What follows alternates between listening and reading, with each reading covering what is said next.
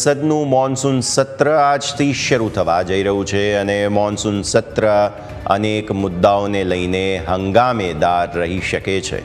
પહેલગામ હુમલો, ઓપરેશન સિંદૂર, seize fire સહિતના મુદ્દા ચર્ચામાં રહેશે.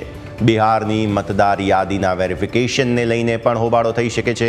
સરકારને ઘેરવા માટે વિપક્ષે જે રણનીતિ ઘડી છે તેમાં સીઝ ફાયરને લઈને વિપક્ષે સંસદમાં પીએમ મોદી પાસે જવાબ માંગ્યો છે. સરકારે પણ દાવો કર્યો છે કે વિપક્ષના તમામ સવાલોના જવાબો આપીશું. સંસદને સુચારુ ચલાવવા માટે પક્ષ વિપક્ષને સાથે મળીને કામ કરવું પડશે તેવું કિરેન રિજિજુ દ્વારા નિવેદન આપવામાં આવ્યું હતું.